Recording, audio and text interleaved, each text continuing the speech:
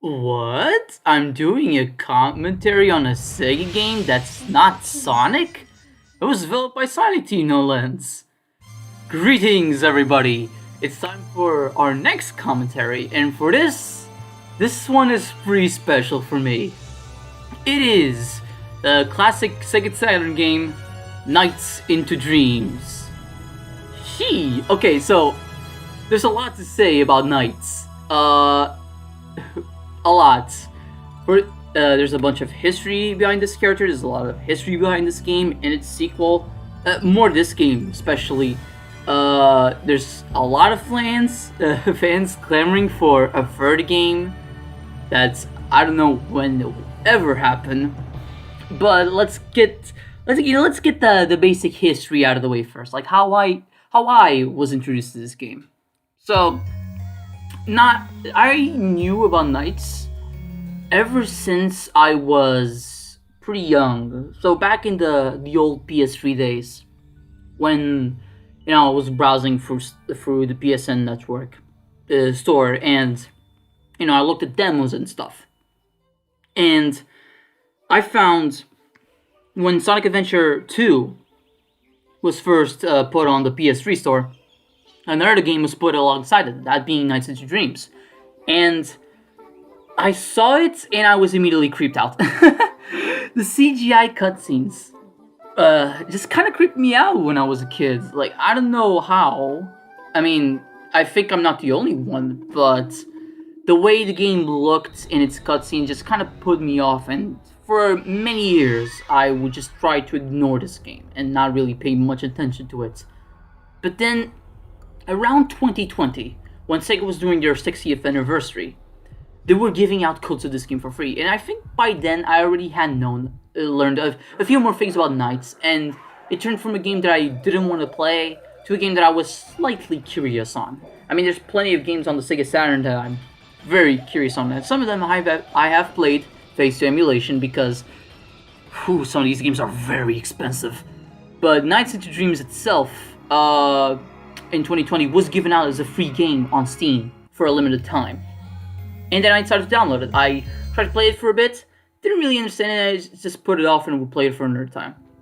But then some months later, like June or late May of 2021, I would see Journey of Dreams, the sequel, on stores. And that's a game that you don't really see in a store. I mean, I bought it on CEX, which is a second-hand game, second-hand store. But even on that store, I didn't really see it, and because I saw it at a good price, I was like, let's try it out. Let's see it. And then I was like, it's kind of weird going into the second game without playing the first game, even though you could totally do that. The games, you don't need to know the first game's story to jump into the second one. You're completely fine. But I was like, I'm gonna play it first. And instead of being a normal person and just using the Steam game I already had, I was like, you know what? I've always wanted to get this game on the PS3 as well, so I got it there and I fell in love. And then I went back to the Steam version and I completed that as well. I got all achievements in both versions. I mean, the achievements aren't really that hard if you practice a bit, but yeah, I did that, and then I showed it off to some friends of mine, and it's a game that I just really enjoy, actually. But and I would honestly consider this one of my favorite games of all time. Not top 5, but probably top 10. I mean, one day I would have to go get around and see if if I ever do a list of my top 10 favorite games of all time, but I'm not sure when I'll do that. This commentary, this playthrough that I'm doing right now, it has been 2 years since I last played the game, because I just got into other games. One of them being the amazing Burning Rangers, but that's a game for another time. And you could see that I fucked up a bit, but I was surprised how much muscle memory kicked in the later stages, and I was just able to recognize a lot of things again. I mean, this run ain't perfect. Oh no! If you're expecting like a good speed run or expecting a lot of high scores, don't expect that. This is the series is called a very casual commentary for a reason. Not only because the commentary is casual, but because the gameplay is also pretty casual. I didn't do any practice runs for this. But it should be noted that because I was playing this on PC, I was trying to find a way to delete the save file so I could like restart the thing all over again, but I couldn't really find a way. And then I decided to just fuck it, just use my already existing save file and go from there. And I mean, it worked out great. I mean, so it did, and it gave me a bit of a benefit. But I'll go into that later. As for what Nights into Dreams is, as you can see, it was a game released in 1996 for the Sega Saturn, and eventually got a remake on the PlayStation 2, only in Japan though, in 2008. And then that remake was used as the basis for the remaster that you see on PlayStation 3, Xbox 360, and Steam, which is the version that is the most accessible. It's only $8, and even and if you find on like a summer sale or winter sale, you might get it for pretty cheap. And yeah, I do want this game to be released like on the Switch, because this would be perfect for the Switch. I would so love to bring this game on the go, but I guess that's something for another time. Or also Journey of Dreams. That game is still stuck on the Wii. But Nights into Dreams is a game that I very much love, and it's a game that was made by Sonic Team, as we saw at the beginning, and its concept started back in 1992 after Sonic 2 had just wrapped up, but it didn't really start development until 1994 after Sonic 3 Knuckles finished development. More specifically, Sonic Knuckles. You know, before people called it Sonic 3 Knuckles because they're supposed to be two halves of a big game. So they wanted to distance themselves away from Sonic. They thought Sonic had its time, so they wanted to do something else. But of course, Sega Saturn really needed that 3D Sonic game. Never really got it. Sonic Extreme has a whole another can of worms. I'm not sure if I'll dive it into here, but for now, let's keep it simple and focus on Nights. And here's me fucking up on the thing. I'll explain it one by one. I'll explain it.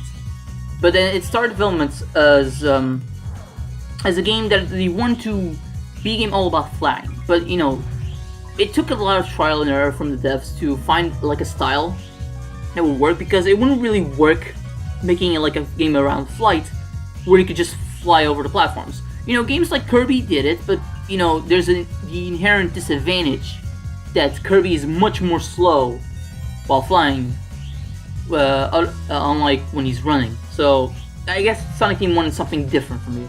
Originally, Nights and Dreams was supposed to be a slower paced game, but then as they refined the formula, they made it more fast paced, kind of like Sonic. Not as fast as Sonic, but as you will see during this gameplay, if you can maintain that momentum, I know Sonic fans hate this word, but if you can maintain the momentum, you go through very fast speeds, and it's really exhilarating. So this game basically is about this creature called Nights, a nightmare created by Wiseman the Wicked, the main villain of this game, that rebelled against him and decided to save the Nightopians, the main people of this game instead. They're a character there that's very mischievous, but they're also very graceful. They kind of represent those two sides. Nights as a character is genderless, and Takashi Iizuka, one of the original creators behind Nights into Dreams, has come on and said that it's up to the player's interpretation of what they want their Nights' gender to be. Personally, for the sake of consistency, I'll say she, because that's how I view Nights as. No particular reason, just really because her voice in Nights' Journey of Dreams sounded a bit more feminine. I mean, it was a voice actress, but I could see that she was trying to do sort of this more androgynous voice, but it sounded a bit more feminine to me. And also because the design itself just kind of looks a little bit more feminine to me. And also, that it is a good contrast to one of the game's antagonists, Riella, another creation of Wiseman the Wicked, that instead of rebelling, unlike Nights, decided to stay loyal to Wiseman the Wicked, and it's pretty much Nights' main rival. Pretty much the Shadow the Hedgehog before the actual Shadow the Hedgehog, if you catch my drift.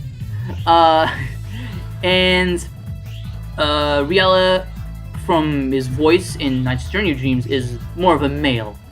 So, yeah, male, female, siblings, yeah. There's also another creation of Wiseman the Wicked called Jackal, a boss that we'll see later on in the game.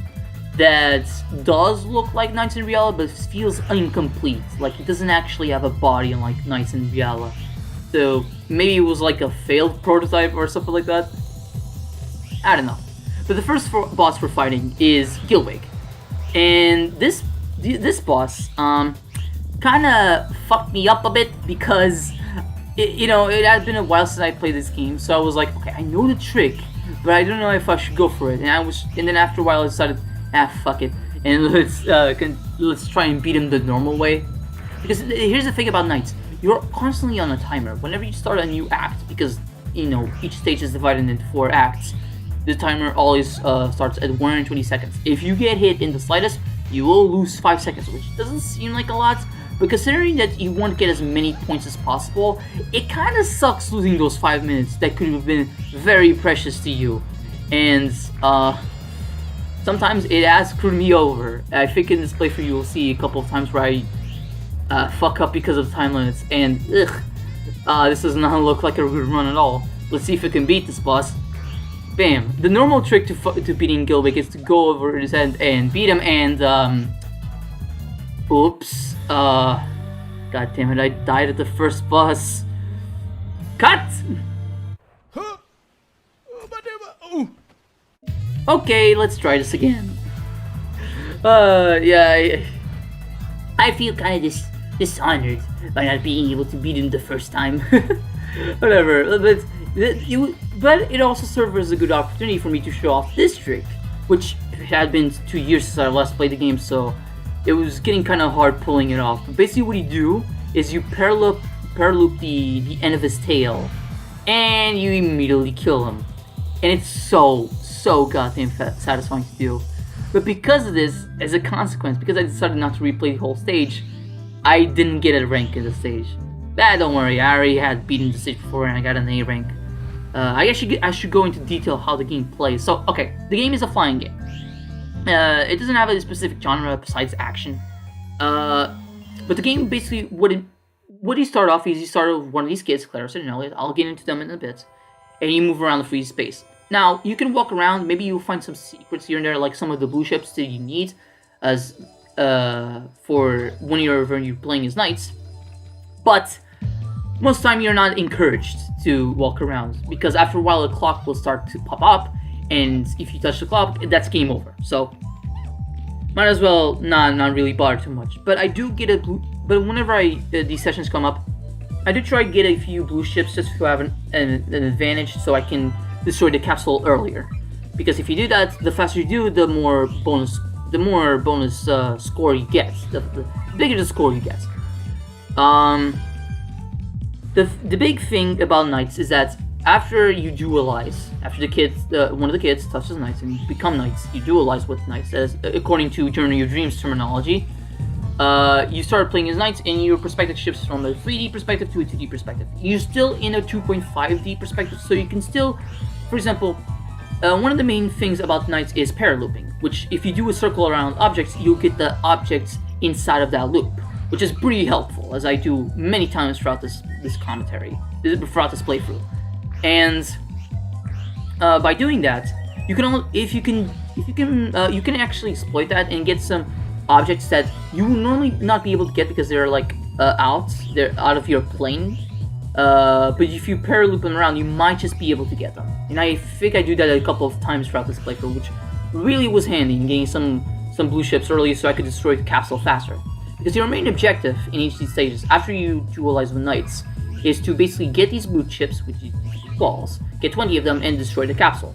But the big thing about knights is that you can't just do that. Hypothetically, you could, and if you have enough points to get a C rank, then that's good, because what you need is an overall of a C rank, is enough points to get an overall of a C rank in the first 3 levels as that character, as like Claris or Elliot, so you can unlock their final stage. But the big thing about knights is that if you just did that, the game would be very short. I mean, even shorter than it already is. And you wouldn't really get the full fun out of knights. The big thing about knights is to, instead of going to this gazebo looking thing right away, you go over it and you try to get more and more points. That is the fun about knights, to see if you can get as many points as possible before time runs out. and here's me spell looping those objects out of existence that were out of the 2D plane. But that's the big thing. It's about times. Like, you look at yourself. You have some time left, and you're close to the gazebo. You're like, should I go to the gazebo and start the new act, or should I try to lap this course one more time and see if I can get more points so I can not only get an A rank but get a very high score? You know, that's interesting. Even though I normally when I play games, I don't really care about high scores, and nowadays I think a lot of players don't care about high scores. But NiGHTS as a game is just so very well designed around this score system, and it just feels very rewarding playing it, that I do kind of give a shit about the score. Now, I don't really try and get, surpass my previous scores. But because it's such a fun game to play, I do like going around and trying to get as many points as possible, because it's just really fun going around and trying and going fast and keeping that momentum and see how fast you can get all these points. It's really fun. Besides that, you have the stars, which just add more to your points. Although there is a NiGHTopian, which I'll get to them in a second, that holds a star site scene that says how many stars you have collected in that level. And I think if you, right before you finish the level, if you do a trick near him or on top of him, he'll give you some points, which that's good. I mean, for high scores, if you want to get the highest scores possible, do that. Although I didn't get the idea to do it, so I never really did that. I don't think I've ever done it in any of my playthroughs of this game, just because it's just not necessary, but it is nice to do. Besides that, your main controls are you use the analog stick to move knights, which this game was actually bundled with a specific analog controller made for the Sega Saturn, which is absolutely recommended to play if you want true fluid-free control, because playing this game with a D-pad, from what I've heard, is not that fun. So yeah, a lot of copies of this game back in the day were bundled with that analog controller. So if you play this game on an original Saturn, then I absolutely recommend that. But of course, if you're gonna play this game at all, I just recommend playing it on Steam or on PS3 or Xbox 360 if you happen to have one of those systems. And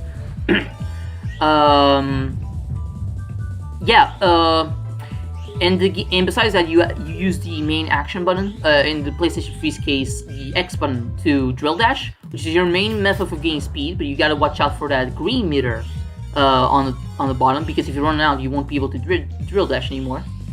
And there's also you can also press the L and R shoulder buttons to do tricks. And tricks, they're not necessary to beat the game, but whenever you go through those yellow and blue rings that I've passed through a few times, you can use the L and R buttons to do a bunch of tricks to get more and more points. I failed that a lot throughout this playthrough, because if you press both L and R at the same time, you cancel out the thing, and that has screwed me over. Because the trick for this, I think it's a glitch actually, is that if you hang out, just like I did, if you go around a wall and you press the L and R buttons in rhythm with each other, you're gonna be able to get a shit ton of points, and that's really cool. Besides that, there's also the NiGHTopians, which if you see any eggs around the bottom of any level, you can knights can come in contact with them and hatch them. And NiGHTopians have this thing called A-life, or artificial life. Basically, this mechanic that Sega input into the game, which allows NiGHTopians to, which is very simple by today's standards. It's basically, if you have a lot of NiGHTopians raised, then the level will become more cheery. If you have a bunch of them killed, because you could kill them by player looping them, which I accidentally do a few times, which I didn't want to do, the level becomes more and more bleak and empty, which I don't really notice, because most of the time I don't really care about NiGHTopians. They're more of a side thing if you want to get all of them. But here's the fun fact about NiGHTopians. They're basically the precursor to Sonic's Chow. So before the Chow, there were the NiGHTopians. And in this game, I'm not a really big fan of their renders, of their 3D render, but in Journey of Dreams, yeah, they look pretty cute. Not gonna lie. They're also voiced by Tomoko Sasaki in Journey of Dreams, which is, I think, if I recall correctly, the same voice actress for the Chow, and one of the composers for Nights into Dreams, alongside her husband Naofumi Atayo, which both of them I think now do freelance and no longer work at Sega, but they did some great songs. And we're gonna see their contributions a lot with the soundtrack. The soundtrack is so goddamn great. I highly recommend listening to it. You can easily find it on Spotify or on YouTube via the Nights into Dreams Perfectly album, which is split up into 3 volumes, I believe, including all the songs in the game, even a cut song called Know Thyself, which was from supposedly a boss called Self that never made it into the game, and the Christmas Night jingle, the Christmas Night songs, which, I'll leave Christmas Nights for another time. This playthrough will only be covering the main game. I'll leave Christmas Nights for some other time, if I ever feel like it. Because what Christmas Nights is pretty much a special demo that was given out with Sega Saturn back in 1990, the Christmas 1996, yes. That, when played outside of, like, the months of November through February, it's pretty much Nights and Dreams Limited Edition. It's pretty much a demo. But if you're playing it around those months that I just mentioned, it's Christmas Nights, and the level is full-on rethemed to look like Christmas, and there's even some cutscenes associated with it that have their own little storyline that I don't think is canon at all, but it's still a nice new bonus. And the original Sega Saturn version, you could unlock a Sonic the Hedgehog level. The first time Sonic was ever playable in 3D, and that was really cool. Even before Sonic the Fighters or Sonic Jam. That's pretty cool. But I won't get much into Christmas Nights here, even though I've pretty much just said what I need to say. Anyway, this next boss is Clopo, and I fucking suck at him. Like, people, if I'm lucky, I can beat him pretty quickly, but if I'm not, I take a long time. And because it had been 2 years since I last played this game, do the math. After you beat a boss, you get a multiplier by how fast you beat them, and depending on how much the total score afterwards, you're determined on the rank on the whole entire thing. And I got just enough to get an A rank, which is the maximum rank of this game. After you get to know the game and you do a bunch of laps and you get a bunch of points, you start to get A ranks much more commonly. Also, this song, Message from NiGHTS, that song a lot of people will recognize as the song that played in one of the pinball segments in Casinopolis, the third level in Sonic Story and Sonic Adventure. It's probably how a lot of people got to know Nights, and for me, I think it might have been one of the first times I got to know Nights. I'm not sure what came first, if it was my exposure to Sonic Adventure, or if it was that trailer with Sonic Adventure 2 and Nights and Dreams releasing later on in 2012, because I played Sonic Adventure for the first time in 2012, but whatever. Still, it is great. But it's interesting how that song, Message from NiGHTS, is pretty much the result screen. I think it's in like the original Sega Saturn version, it was another song instead, but I'm not sure. I really am not sure. Or maybe under specific conditions it was that other song. I was never sure. Because I have seen gameplay of it, and another song is put instead, and I don't know that. Weirdly enough, the HD remaster does not bring back the Sonic level, and does not bring back the hidden multiplayer that you can unlock with a code. Which, I mean, it wasn't anything too interesting. It was pretty much one player plays as Nights, the other plays as Reality, and you try to paraloop each other and see who beats out the other character first. But it was still nice to have, Sad that the HD remaster, or the remake in general, did not include it. But besides that, everything is here, like the Christmas novel, the main campaign, and you can even, not only do they include this, the remastered, like the remake with the widescreen and all that stuff, but they also include the option to play with the original Sega Saturn graphics, and that's very much appreciated. I haven't really done that because I just really prefer widescreen, but it is an option if you want, and I appreciate it. And I think also the scores that you have in like the remake carry over to the Sega Saturn version, which you can access in the main menu via Sega Saturn Dreams. So that's pretty cool.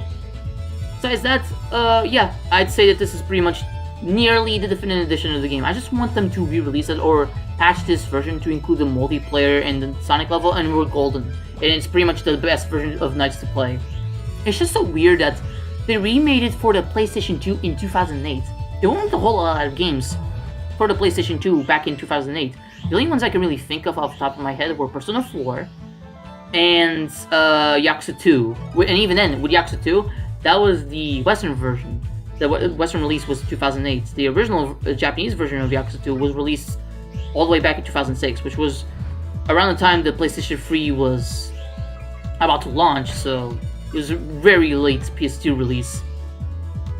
So, and it's weird because you'd want the Nights into Dreams remake to be on the Wii, considering that the sequel, Journey of Dreams, was on the Wii, but no, put it on the PS2. Yeah, make the players have both a PS2 and a Wii. And the thing is, that remake, the PS3 version, is Japanese exclusive.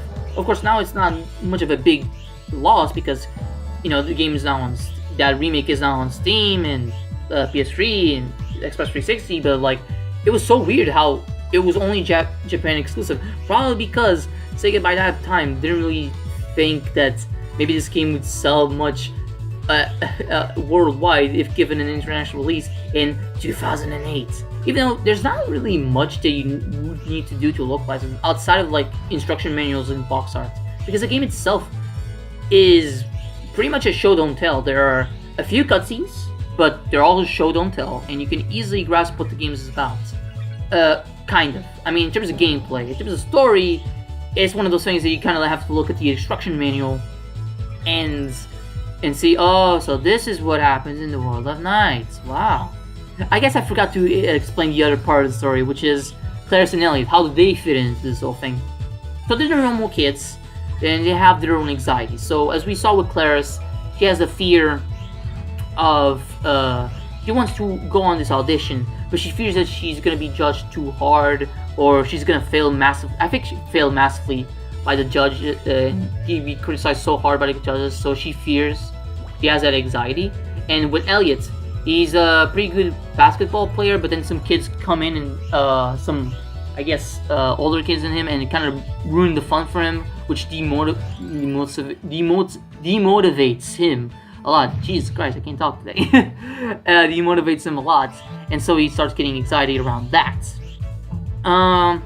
So at that night, they go to sleep and they have dreams about those events again, and start getting anxiety. But then they find a light at the end of the tunnel and come in contact with NiGHTS, and with that, they go through their own dreams to try and find out the nightmares, because these nightmares are becoming way stronger than normal nightmares. And with the help of NiGHTS, destroy nightmares and put an end to the evil wise men, the wicked schemes of ruling over the dream world and potentially ruling the world. I'm not sure. I think in Journey of Dreams, in terms of its plot, it's pretty much the same as Night of Dreams, but it does it in a different way. So it's different kids with their own anxieties, although they both fit into the same categories. Like the girl is into music and the guy is into sports. Maybe in a future NiGHTS game they could vary up a bit. I mean, considering how mental health and anxiety is a topic that's much more talked about today compared to 1996, maybe Sonic Team could explore something else if they do another NiGHTS game, which I remember hearing once that Takashi Iizuka wants the Sonic series to get it to a stable state before they go into another NiGHTS game, which, I mean, is a bit restrictive, but considering now Sonic seems to be in a much more healthy place, and considering that now Naoto Oshima is helping with Sonic Superstars, maybe Takashi Iizuka can go back with Naoto Oshima and they can make a new NiGHTS game. I'd be so down for that because I really enjoyed Nights and Dreams. And I also enjoyed Journey of Dreams. That game has a mixed bag. Is a mixed bag among is a mixed bag among fans. But personally, I enjoyed it. Not as much as the first game, because you could tell that the game does want to pad out a bit. So that it feels more that there's more bang for your buck. And that's like the one of the big discussions around the NiGHTS 3. Like, people want more of what the first game did. Pure, straight, flying levels. No particular gimmicks, no nothing.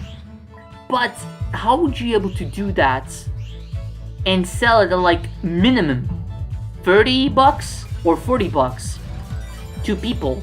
And like if you want this game to release physically and not feel like it goes on too long and gets too repetitive, because this game, as you can tell by the commentary's length, is only an hour and a half long.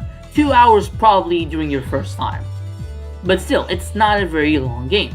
It's a game that's meant to be replayed because the gameplay is simple, but easy to pick up but hard to master. But it's not a long game, and NiGHTS Journey of Dreams, in order to justify, I'm not sure what its original price point was. I'm betting 40. In order to justify its $40 price point, made the game longer. But of course, it came to the cost that people didn't like some of the things they added. So if a NiGHTS 3 were to be made, they kind of have to find a balance in order to make the game more long, so that this price point is justified, but also make it so it's more appealing to the core NiGHTS fan base, to the fan base of the first game, who really just want these kinds of traditional levels and not pad out too much. Anyway, this is Jackal, and this is the once Jester, the incomplete being I talked about earlier. His boss is kind of funky because sometimes I get very unlucky and it takes me a long time to beat him. But then I get situations like this where I am very lucky and I beat him in no time flat. Bam! And we didn't even get to hear a song where there's this amazing saxophone solo. I fucking love it. Oh, man, this soundtrack is so good. And what surprises me the most about the soundtrack is that the main stages themes, the stages we go on, their length is actually pretty long. The perfect album includes the complete version of the songs, and they're like 9 to 10 minutes. Holy shit! Also, I was very surprised that in this playthrough, even though it had been 2 years since I last played the game, I got a new record on that stage, Soft Museum. So I guess if I were to recommend which character stages you could start with, you can go either or. But I personally recommend Claris if this is your first time playing the game, since their levels tend to be a bit on the easy side. While Elliot's stages, while I do think they have more environmental variety than Claris's stages, they have a bit more stage gimmicks and are a bit more challenging. With Stick Canyon, the last original level for Elliot, it's pretty much, I would say that's the hardest level in the game. And the reason why I say original is because this last level we're going on, Twin Seeds, is the same for both Claris and Elliot. So if you play with Claris and you play as Elliot again, don't expect anything different. The level design is the exact same, the obstacles you go through are the exact same. But the main gimmick of Twin Seeds is that, NiGHTS has been captured. And now, with some, the power of belief? Hope! Whoa, I have never played Danganronpa. I know a friend of mine is gonna love that I did that reference. I know it. I fucking know it. I am calling it. I see you. See you. You know who you are. Hope. With the power of hope, they are able to fight themselves. But the big thing about this is that whenever you hit a capsule, you go straight into the next act. No ability to lap around. And the timer keeps going. It does not reset to 120. As such, the compensation is that you have 180 seconds, but it's for the entire stage for all acts, so use them wisely. It's not a hard stage, I'd say. And honestly, compared to Stick Canyon, this is an easier stage than that. But, if you're unfamiliar to the game, and you're unfamiliar how to get these blue chips as fast as possible so you can destroy the capsule as fast as possible, you may get a bit stunned. But I really think that with some practice, you'll eventually get it. Besides that, the difference that Claris and Elliot have compared to NiGHTS is that they can't parallel. But as compensation, they can attract objects much. They have more of a magnet to them, and they can attract objects much easier than them.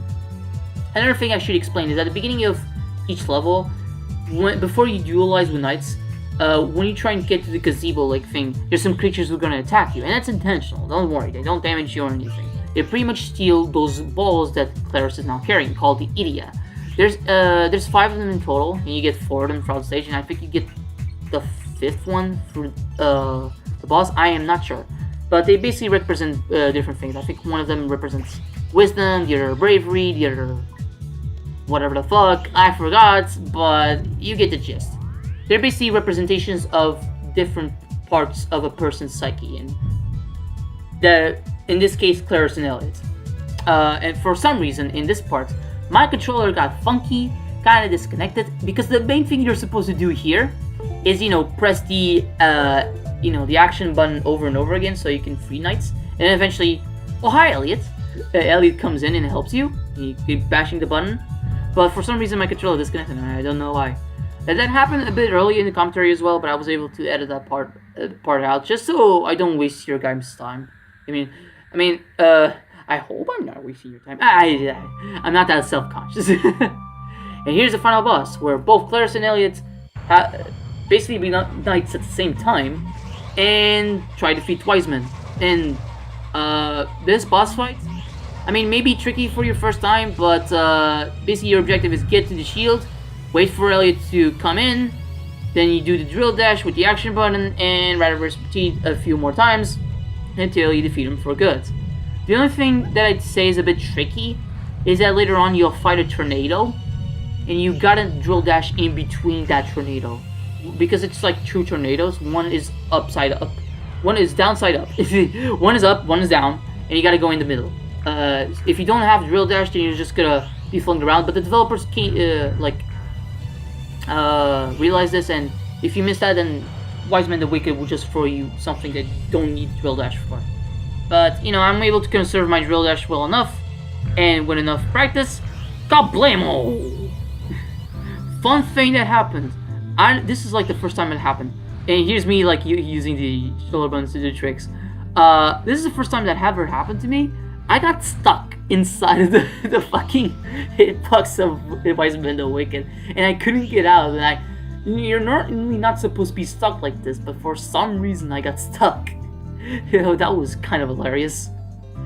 And yeah, I guess with that we free Claris's dreams, and bye. Wait. Ellie just kind of disappears. Yeah, after you beat it, you get these cutscenes, which looking back, they're not as bad as I thought they were when I was a kid. They're definitely not as bad as like Tekken 1. Ooh, Tekken 1. Oh no. Oh no. Oh no. But afterwards, by defeating Wiseman the Wicked, and here's an interesting thing about Knights.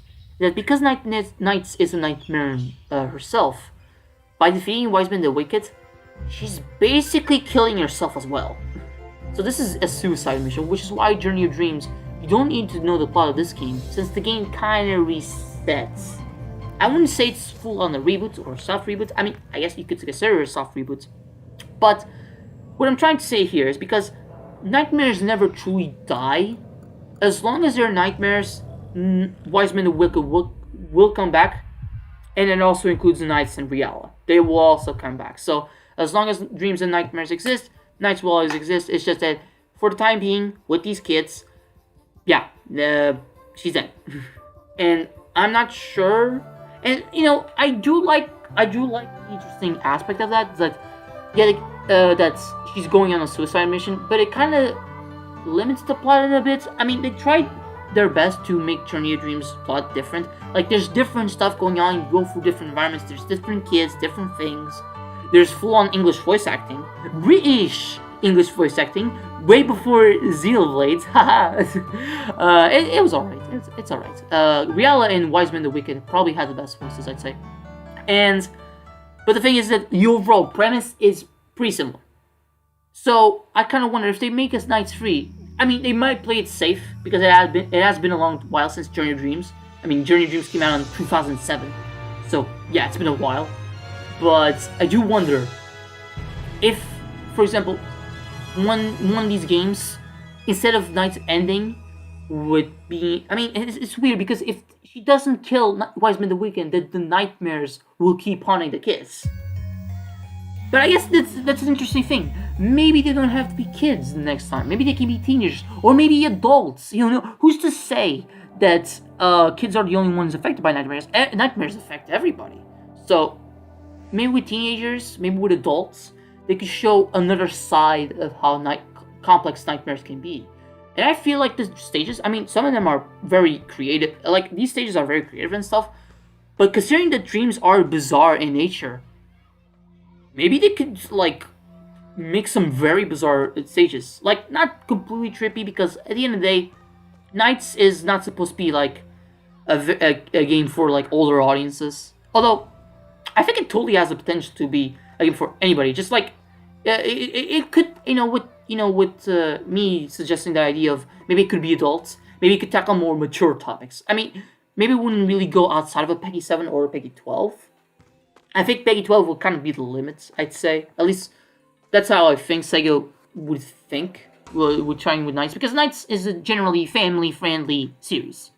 It has some creepy aspects here and there, but nothing too mind-blowing, nothing that will scare kids. I mean, the thing the most scary thing about this game is the early CGI.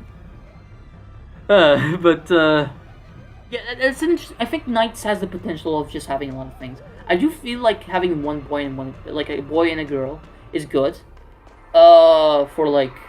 Because naturally, boys and girls may have different nightmares, or maybe you could play on that. Maybe you could play that. Maybe, the girl would be more tomboyish, and the guy would be more feminine. I don't know. I mean, this game already worked on because Takashi Iizuka's research when he was developing this game alongside Naoto Oshima and Yuji Naka, he based some of his research on like stuff by Sigmund Freud, like the old concept of anima and animus, which is, I know the names sound weird. The anima and animus are basically the inner masculine side for men and the inner feminine, the inner masculine side for women and the inner feminine side for men. There you go. And the concept of the REM sleep, and the nights being the concept of the shadow, which is the parts we repress from ourselves, which doesn't necessarily mean it's completely negative. There may be some positive trips as well, but it's basically the shadow.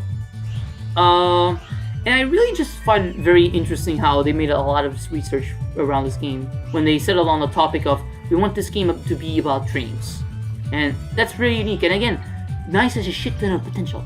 I think there's a lot of potential with NiGHTS. But it really does depend if they do a NiGHTS 3. And I do feel like a NiGHTS 3, if that happens, they're gonna keep it a bit safe. They're gonna have a similar concept with two kids, they have their own dreams. The story's gonna have a similar premise. They may do some unique stuff. Maybe they'll bring back the English voice acting. Maybe they'll keep the dream language for this game. That's something I forgot to say, that this game has a dream language. Some characters speak pretty much gibberish, just random things. The most iconic of which we'll see when we get to Reala's boss fight, because that's Stick Canyon's boss fight. Which is an interesting contrast to that, but we'll get to that in a bit. And yeah, and I think his research was so thorough that a lot of the game's developers were like, actually asked Iizuka to analyze their own dreams, which is funny. There's also like there's sort of a myth going around that Miyamoto liked this game so much that he wished that he made it. Although there's no actual source on that as far as I'm aware. What is there is that Miyamoto himself was curious when the next NiGHTS games would be released, because I think they were planning on doing a NiGHTS game for the Wii, which ended up becoming Journey Dreams, and Miyamoto himself was like curious when they were going to release it. I assume he liked NiGHTS. I mean, it's a very creative game. Who wouldn't want to create this thing here, It's just that, of course, when you think about Sonic Game, you think Sonic, and Sonic is the more popular one, but NiGHTS, I think, has a lot of potential, and to be its own unique thing. But of course, I mean, it's very easy to say that Sonic has cannibalized NiGHTS, the potential for future NiGHTS games, and I think, yeah, that is most likely the reason. But I also feel like maybe NiGHTS is one of those series that they only tackle every once in a while. I don't know. I mean, it has been a good while since the last NiGHTS game, so give it another shot, Sonic Team. I think now it's time. Like 2024, 2025, new NiGHTS game, let's go. I just really wonder how they're going to do it, because, like I said earlier, if you're going to sell this game physically, so people can see it on the shelf, and because of its lower price point, people could be interested in it. How long this game will be, because we live in an era where games strive to be bigger, better, bigger, more realistic, and all that stuff. Like a game must be like 50 hours long and all that stuff. Like, we live in a time where Metroid Dread, a 2D game that lasts 10 hours, is like people discuss if it's even worth $60. That's where we live in, and some people have a good reason to why they feel that way. They can only spend so much on video games, and they only have so much time. But it's also like, yeah, I personally would say that Metroid Dread is well worth the $60 price point. But it's also like, yeah, I can also understand why maybe people would go for like, I don't know, buy Tears of the Kingdom instead. I'm using that as an example because it's a way bigger game. Instead of Metroid Dread, even if Metroid Dread is a really, really great game. But with Knights, you also may be saying, oh, Knights 3 could be a digital only title, and that's good because maybe they could make it a small game that it's like $20 or $10 or $50, $20, because it's a new game, promotion values and all that. But the other problem that you may come across is that if this game does not have enough marketing, then in the long run, the game will just get lost in like the giant digital storefront, because there's so many games coming out on digital storefronts, especially the Nintendo Switch eShop and Steam every day. And Knights, if not well marketed, will just get lost in the shuffle. And yeah, that's the big thing about the next game. They need to market it well. And I mean, I think Night of Dreams sold well for what for the system it was on, considering that the Sega Saturn outside of Japan didn't sell that well. But Journey of Dreams, I am not too sure how well that sold. I'm not sure if that game broke 1 million. I really am not sure. So yeah, like would Sega be like, okay, it's worth to market the game a whole lot so people know it, or not? Because it's not just a matter of throwing money, making it work. No, you gotta make sure that what you're invested in has, makes profits. If it does not make profits, then you're just gonna lose big time. You don't want to bomb on your hands. You want to make confidence, and you want the game to sell well. And, you want to use the money right. You want to make profits, so more sequels can be more guaranteed. If not, then yeah, no Knights 4 for you, or Knights 3 in this case. It's an interesting quandary we are in.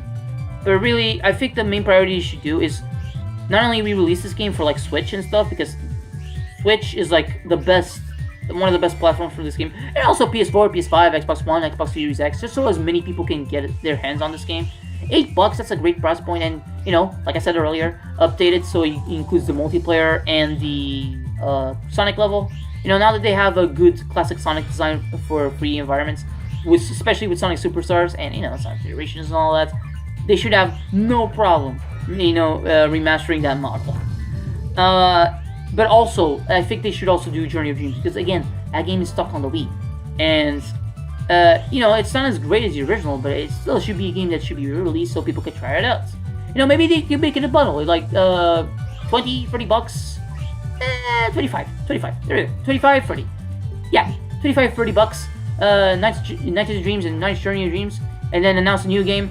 There you go. You got yourself, people. You introduce people to Knights. Maybe you put like a manual telling what's going on. I mean, there's a manual alongside. If you buy this game on Steam, there's like a digital manual. Maybe add that in the game's UI itself. So like, is a prologue or what's happening or stuff like that, just so people aren't lost. And maybe encourage people to replay the stages, to replay the stages, to go and lap the stages again, so they can get as many points as possible, so they can have the best experience. Because that's how the game was designed. I'd say the game was designed with a very, even though this game never came to the arcades, this game was designed with a very arcade-like mentality, which I very much appreciate, and would only be kept in future in Night's Journey of Dreams. Although Night's Journey of Dreams emphasizes it less, considering that years later people don't give a shit about high scores anymore. Like, this was still during the time where, I mean, Japan still cares about arcades, but this was made during a time where the USA and Europe, especially the Americans, were like giving less and less of a shit about arcades. They were dwindling around the mid-90s. And Sega Saturn was still made with that arcade mentality in mind, because one of its big selling points was, we want to make arcade perfect ports. Some of them try their best. But yeah, they wanted to make arcade perfect ports, and that was cool and all. But again, that worked well in Japan, not really in the rest of the world. Oh, by the way, the boss we fought was Puffy. It's interesting how Elliot's first stage, I'd say, is a bit harder than Claris's first stage, but the boss is easier. It's just that. You just throw around, break the walls, that's it. But yeah, the Sega Saturn was made with this arcade mentality in mind. So it worked in Japan, especially with the Sega Sanshiro commercials. Check those out, guys. Check those out. Those are amazing. I recommend. There's a video out them with commercials in HD with English subtitles. Go check them out. But with that, yeah, the Sega Saturn sold well in Japan, and actually compared to PlayStation 1 and Nintendo 64, I think the Sega Saturn was like the best-selling one out of that generation. But in the rest of the world, console got discontinued around 1998, and we had to wait a whole year for the Sega Dreamcast release in outside of Japan. Because in Japan, it was released in 1998, but in the rest of the world, it's 1999.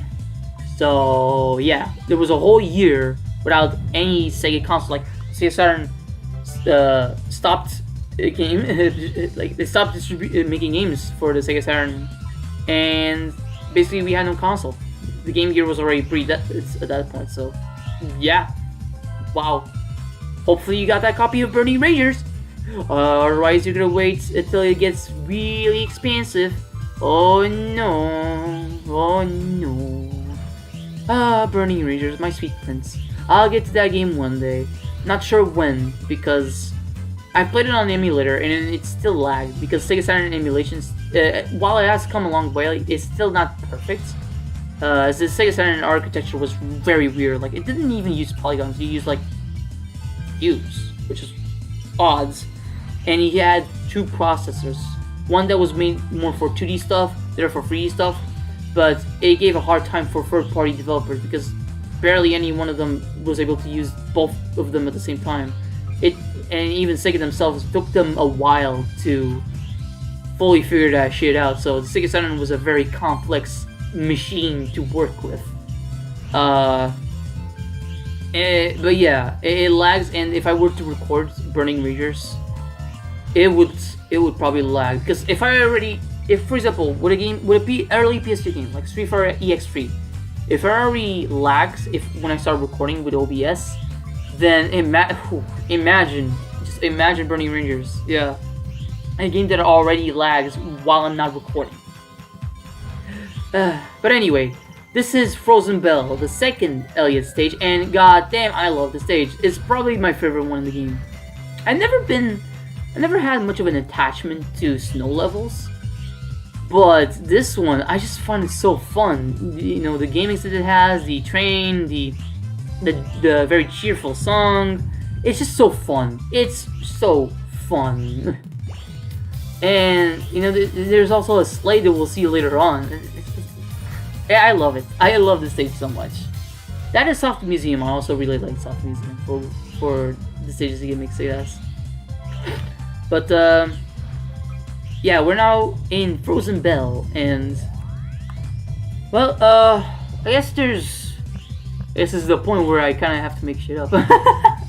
I actually went a good while, talking just about nights. So yeah, I did it, yeah. But now trying to, I kind of don't want to run into the same issue I went to the Super Castlevania 4 commentary, where after a while I kind of had to say more about the game itself. I didn't have many fun facts to say about that game, since there wasn't a whole lot to say about the development of the game, besides that the director of the game really liked the first Castlevania and wanted to make a version of it that was easier for players and had more mobility, and that was pretty much it. For Night, there's a lot to say, because its development is very much documented. But if you still want to know more, even more that I could possibly say, because there's only so much I know, check out DiGi Valentine's channel. Like, he's a big Nights fan, and he alongside his girlfriend Trippy, are pretty much the founders of the Nights into Dreams fan base website, I believe. You can also check that out. I'll probably leave a link to those in the description, to the YouTube channel and the site, if I can find it, if I'm not having another Mandela effect.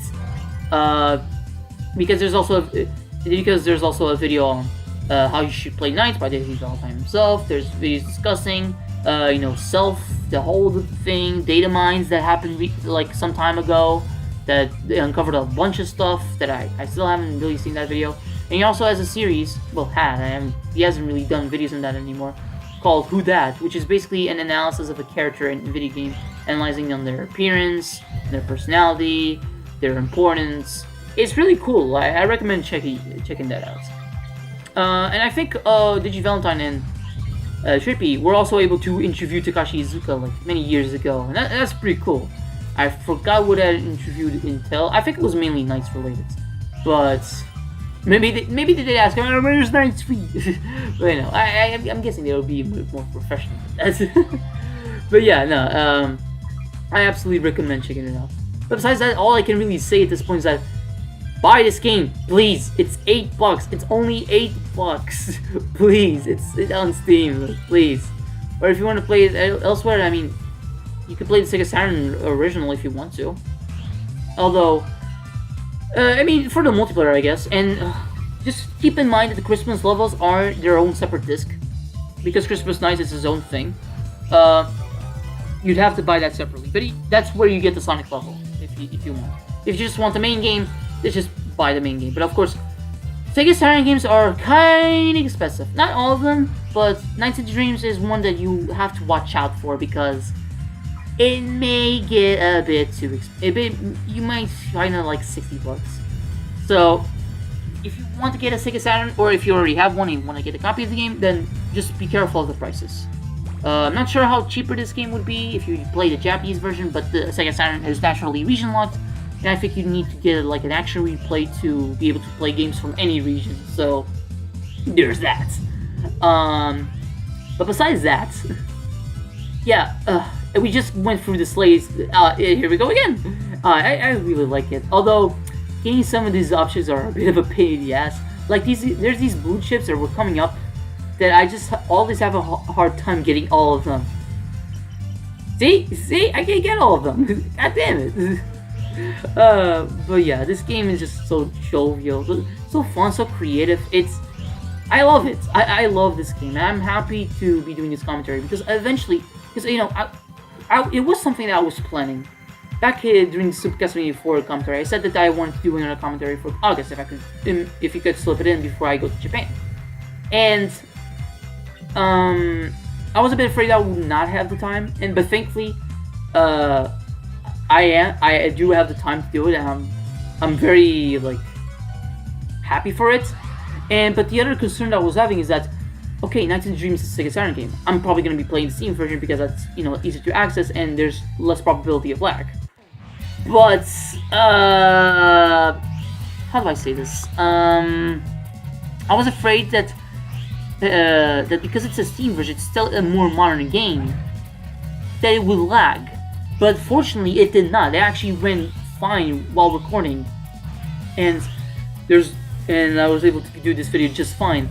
The only thing is that the file size for the video, unlike the other ones, which ended up at just around a gigabyte or a gigabyte and something, this ended up at 6 gigabytes, which, Jesus Christ, I'll definitely have to put this on my SSD afterwards. Jesus. But here's the next boss. I think his name is Claus, and it's pretty much a knockoff Tom and Jerry. Basically, your objective is that he activates one of the mice with explosives. Whenever you see that, go to them right away so you don't get blown off and you get damaged. After a while, he will stop at one of them and you'll be able to knock him off. As I did right here. There you go. It took me a bit because, muscle memory it starting to kick in, and it had been 2 years since I last played the game, but I was able to beat him no problem. Also, I love that each boss fucking explodes after you beat him. Glorious. I very much appreciate it. But But that was Frozen Bell, the second Elliot stage. Now, to the last one, Stick Canyon. And, you know, I really like the environments of that stage. I like it's canyon with a lot of mechanical shit going on. But I'd say that this is the hardest stage for me, especially in the last few acts, where if you don't play your cards right and you get hit too much and you lose time, guess what? You're not gonna be able to make a single lap, and you're gonna run out of time. When that happens, you don't get a game over right away. You actually stop dualizing with knights, and you fall off as Claris or Elliot, and you lose all your blue ships. That would normally be an immediate F, but if you're able to get some of the orbs that you fell off, you may be able to avoid that F rank. Although that is not guaranteed. Again, that kind of depends. And of course, get over to the gazebo area immediately so you don't touch, so that the clock doesn't appear, touch you, and you get a game over. Because that's how you get a game over. Like I said earlier in this commentary. Besides that, I find Stick Canyon to just be a very tricky stage. It's like a lot of complex level design. There's a lot of stage gimmick. There's these magnet place things that just grab you. It's like, it gets a bit hard to control. But that was made on purpose, though. and yeah, I think I even run out of drill dash out of the green meter during the stage. That's how tricky this stage is. Although, if I had done some practice, maybe I would have done a bit better. But considering that I think I still got an A rank at this stage, probably because of the boss fight. I still was able to get an A rank. So yeah, I was like, this is fine, go with it anyway.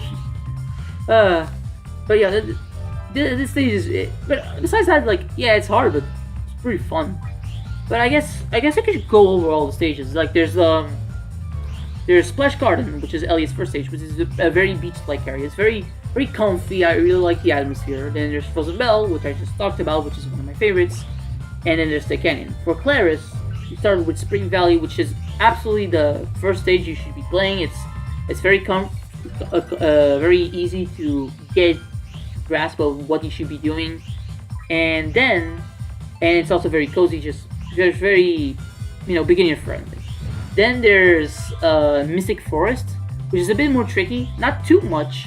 It has its own gimmicks, like there's an act with an overhead view, as you guys saw earlier. But besides that, it's not too difficult. There's also Canyon. And then there's Soft Museum, which is a very fun stage, I'd say. Revolving around illusion kind of stuff, as you guys saw earlier. The thing about Soft Museum is that... Not Soft Museum, sorry. The thing about Claris's levels is that I don't think they have as much variety as the Elliot levels, because the color palette in all of them is basically boils down to green. Because Spring Valley, very green. Mystic Forest, extremely green. And Soft Museum, there's some green. And then you go inside the museum where there's a bit more gray, some blue, I guess, red, I guess. But outside of that, mostly green. With Elliot, you have Frozen Bell, which is mainly white. You have Splash Garden, which is mainly blue. There's Sand as well, that's yellow. And then Stick Canyon, which is mainly brown with gray, and maybe you'll see some bits and pieces of green here and there, but very, very little. So I'd say there's more variety with Elliot. Elliot has the more interesting stages, but Claris has the more beginner-friendly stages. So, I mean, I still recommend playing as both, either way, just to get full experience. I mean, besides the final level, which both Claris and Elliot share, all these levels are different. They have their own unique level design and all that stuff. So yeah, go through both of them anyway. I mean, because as you guys saw, I think I finished my Claris playthrough in just like around half an hour. So it really does not take long to see half of this game. With Elliot, it took me a bit long, but only because the stages were a bit more tricky, especially Stick Canyon. Stick Canyon is pretty much my punchy bag at this point. But yeah, it doesn't. But I don't mean to shit on Stick Canyon. I mean, it's still a fun stage. Like this sequence right here, where Knights gets magnetized, and I lost real dash. Fuck, now I'm slow. And you go through the sequence, you magnetize everything, it gets very slow, a bit of a pain in the ass. I do find it funny how the NiGHTOpians always also get magnetized, and then they just get converted to points. What the hell happened to those NiGHTOpians? Did they just disappear? What the fuck? I guess they went to the, or maybe they got recycled. Oh no, they got pooped out. There you go. Yeah, that's better. NiGHTOpians are too cute to be just simply be killed. Although I do kill a few of them by accident. That was accident. Don't judge me, okay? Besides that, yeah, no. I guess with yeah, I guess Knights is basically what I suggested earlier. Like release the first 2 games, then do a third game. But there's also other series that's other franchises that Sonic Team has made. Like, you know, there's the obvious one, Burning Rangers. Which, unlike Knights, it never got re-released. So, please, Sega, if you happen to find this video, which you probably will not, but if you do, please re-release Burning Rangers. I think a lot of people would love to play that game. Please. Especially on the Switch. But there's also Billy Hatcher. Is that game any good? Anyway. And, I think they did the first Phantasy Star Online. Not the second one, but the first one. And that was interesting. But, you know, eventually Phantasy Star Online 2 became a thing. So, I think it's still going on, still getting expansions and shit, so... nothing to worry about that. Here's a sequence that fucked me up. Because of lack of practice, I absolutely sucked at this. Because this is a section where you go up and up and up, and you, but there's rockets falling on top of you, and I didn't get the bright idea to go on the side, and because of that, I get hit a lot, which really cost me. Ouch! God damn it! Go Knights! Go up! But because of that, yeah, it did cost me the whole stage, because there's a sequence right afterwards. You have to go on those magnetized stuff, and you have to go this rail stuff, the rails, and you cannot do anything while they're on them. You can only move. You cannot get out of them, as far as I'm aware. So when you're stuck on them, yeah. But for me, I ran out of time here, so yeah, you're gonna see me just like fall to my fucking just stop the dualize and just fall like an idiot. 14, come on, Knights, I know you can do it. Yeah, now we're out. Oh, god damn it! No, not the rails! You know, I find it funny that the original USA commercial for Knights and Dreams, they show, you know, Elliot being grabbed on instead of Knights, so that means that they ran out of time. Also, Knights says a team, which is the dream language for goodbye. You know, after a while, you just lose. Ow! Uh-oh! Grab those orbs, Blue chips, ahoy! And I think that was because it was blue chips, that was the main reason why I was able to avoid the F rank and got a C rank instead, as you can see right here. I got super lucky. But now, for one of the more memorable boss fights. Ooh. Uh-oh! Ooh, it's Riella, and he's piss easy. You just paraloop him 3 times, that's it. Even before Sonic Adventure, Sonic Team already mastered the art of making piss easy rival battles. But what he said at the beginning was ban each one Knights, which, according to Yuji Naka or Shizuka, I'm not sure who said it, means come on Knights. But for many years, people thought that he was saying there is no Knights, which sounds a bit more epic, but also weird. So I guess come on Knights just makes a bit more sense. But yeah, Riella, you're done. Bye bye. Ciao ciao. Bye. Piss easy. And that was the canyon. And I still got an A. I don't know how. I am dumbfounded by how I got an A. But that was the last original Elliot stage. Like, Knights is pretty much Twin Seeds again. And I mean, I don't have much else to add besides that it controls exactly the same as Claire's. It's the exact same level design. Yeah. I'm not sure why they didn't do a different stage, but I guess it makes sense. It makes sense because Twin Seeds, that's the name of the town, of the city, I guess, where Clarice and Ellie live. So considering that we're in this dream, it's pretty much a dream version of the town they live in. I guess it would make sense that they would share, but I guess the level design could have been a bit different. I don't know. Just a thought. Growing wings, where you get hope and you fly. Woohoo! I'm not sure if my run here was a bit better than in Clarice's. I would have to look at the high scores, but yeah, because it's interesting how even though it's the exact same stage, because you're playing as a different character, the ranking is different. The score tallies are different.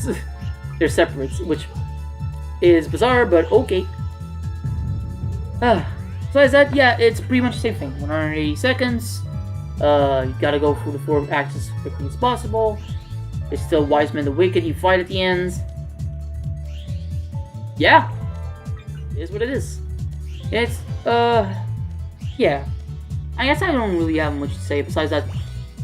Yeah, Nights Dreams is a very good game. But I guess I could reserve my final thoughts to the end. Although, this video has been nothing but my final thoughts.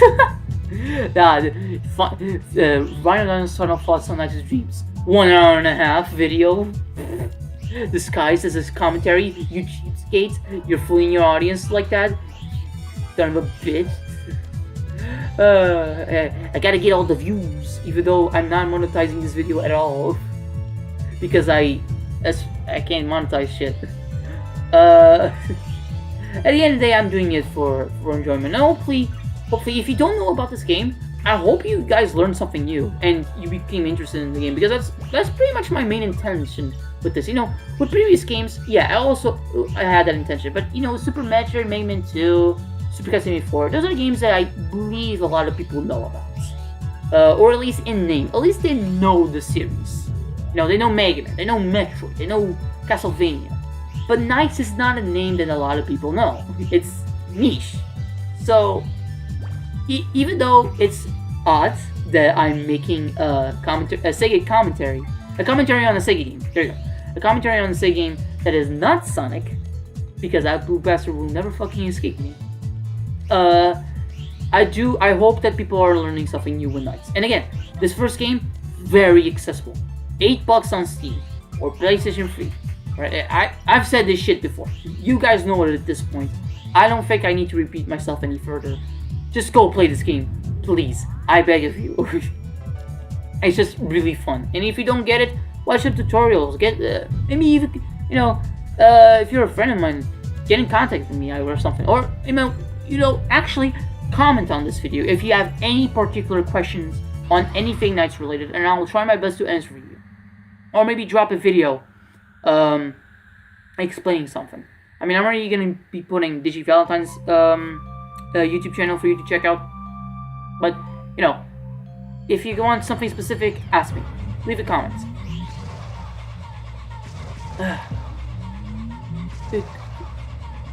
Yeah. Besides that, there are other Sega games I do want to play in the future. I mean, thank God I am not one of those dumb fucks that only see Sega as just being Sonic. You know, I play other Sega games too, like, you know, Nights. And I've played Daytona USA, it's really fun, and Virtual Racing, and I've played a lot of Yakuza games, and also Virtual Fighter, I've also, most of them. I still haven't yet to play 4. And Fighting Vipers, that's really cool, and Fighters Mega Mix, even though I like that crazy. Burning Raiders, and you know, I've played some Atlas games as well, because you know, Atlas is now owned by Sega since 2013. Like Persona 5, and you know, I was about to play Soul Hackers, but I kind of lost motivation. Maybe one day I'll go back to the game, but not anytime soon. I could have sworn I played it. No, I don't think I did. But yeah, that was Nights, and that was last level. Let's watch the last few cutscenes. Whoa! I vanquished the darkness. I vanquished the darkness. Yay! I didn't know Simon Belmont made a special cameo in this game. Ooh, leaves. What is he calling me? Yeah, I'm gonna make Elliot's voice. What's happening around here? Oh, look, it's Claire's. You know, their endings actually tie in pretty well together. That's cool. I don't know why Claire's ended up being the one that fell asleep, and Elliot didn't. But I'm not sure. Oh, he's disappearing. That means he's about to wake up. Oh, bye. He got famous. No, he didn't. What a nice, pleasant morning. You're only DiGi.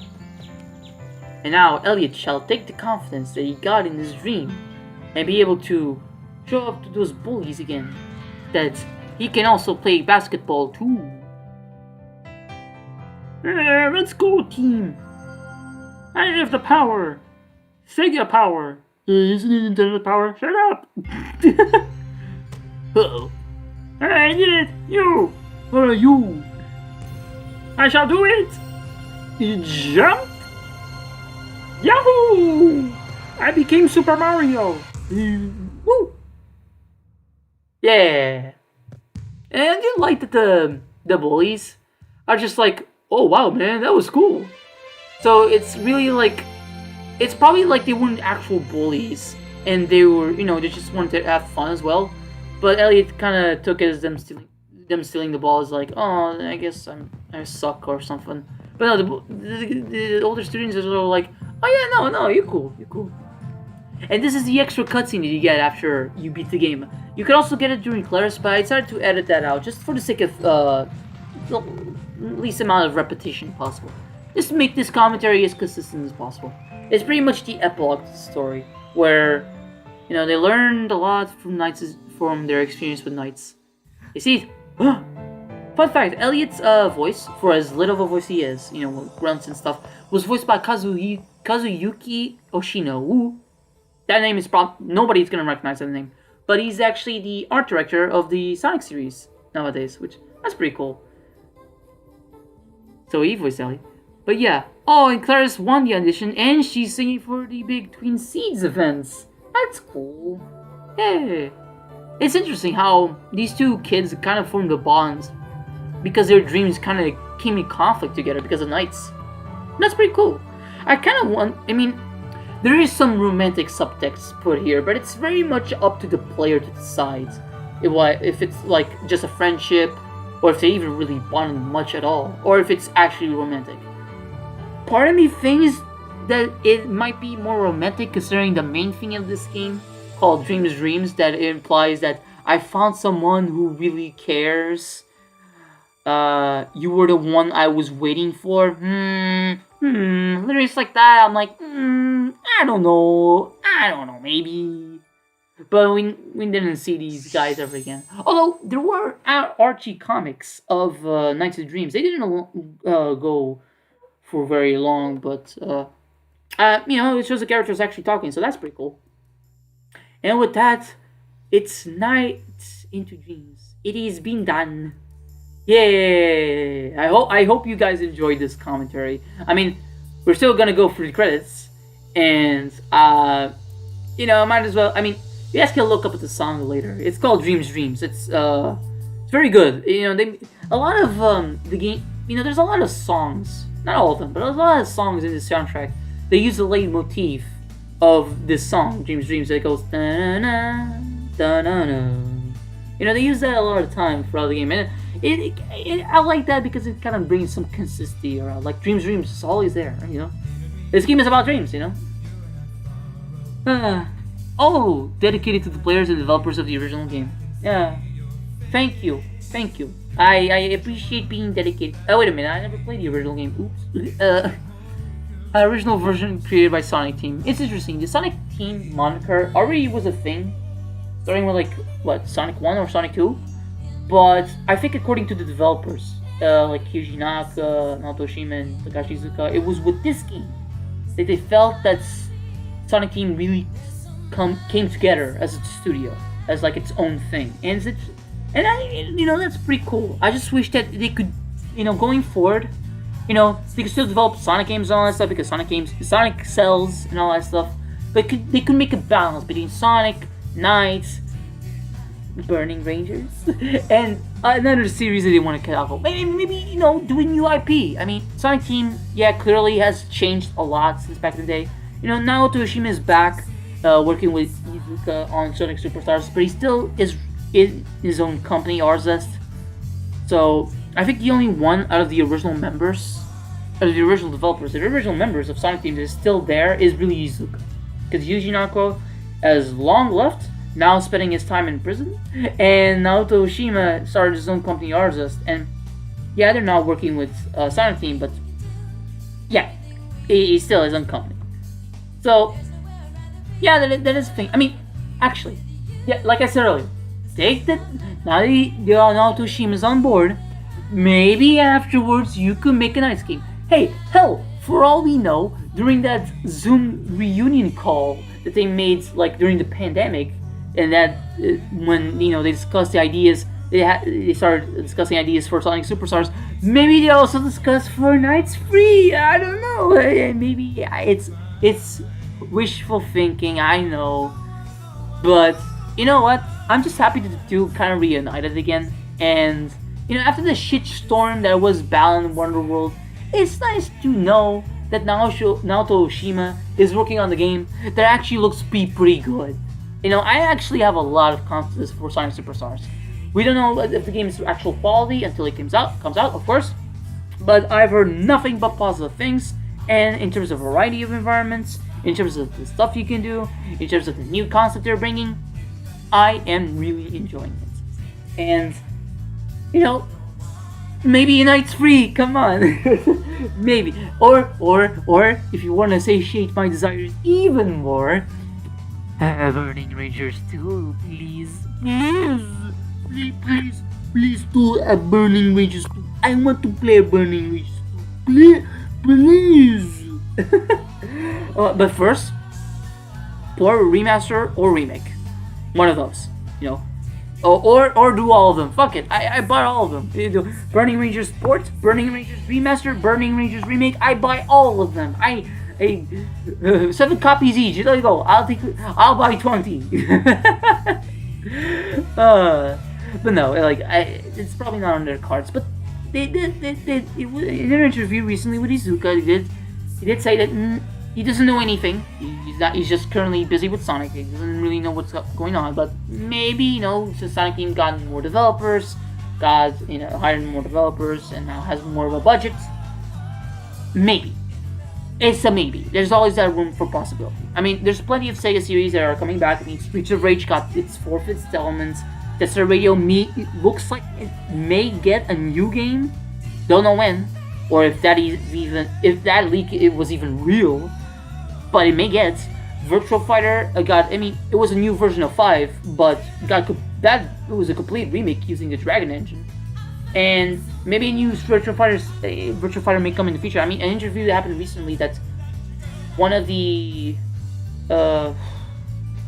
producers at Sega, I believe, or one of the directors at Sega said that it's essential that future Virtual Fighter games have rollback, which is really good for fighting game fans. And yeah, I love Nights into Dreams. I highly recommend you guys play it.